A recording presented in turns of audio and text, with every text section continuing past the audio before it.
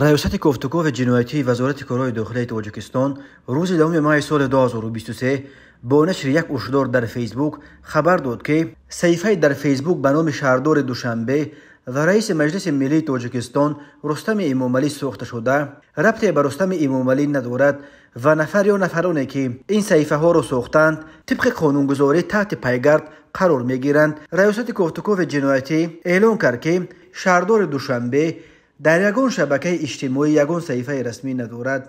در هشدار چنین گفته می شود: شهروندان محترم، ریاست گفتگو جنایتی رسما اعلام می دارد که این اکاونت فیک است و به رئیس شهر دوشنبه محترم رستم امامعلی یگان ربطی ندارد.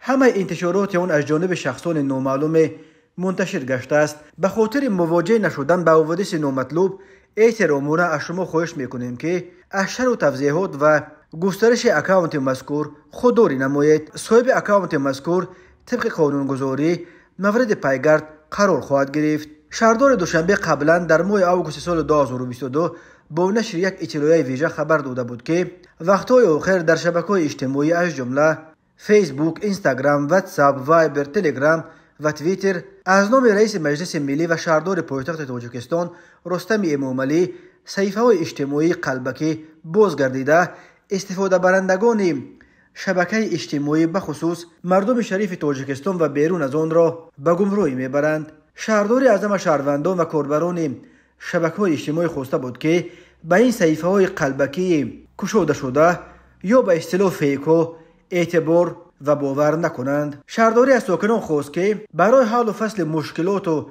نیازمندی‌های خود توسط کانال‌های رسمی مراجعت و درخواست و اندیشه‌های خود را بر رستم امامعلی و تیم او بنویسند. رستم امامعلی پسر کلانی پرزیدنت تاجیکستان امامعلی رحمان 35 سال داشته از سال 2017 رئیس شهر دوشنبه و سال 2020 همزمان رئیس مجلس ملی پالاتای بالای پارلمان تاجیکستان و طبق قانون اساسی رهبر دوم جمهوری است. رستم امامعلی را بسیاری‌ها وارث احتمالی کرسی پرزیدنتی پدرش نام میبرند. امامعلی رحمان که از سال 1992 اینک بیش از 30 سال باز رهبری تاجیکستان را در دست دارد 5 اکتبر سال 2022 به سن 70 رسید.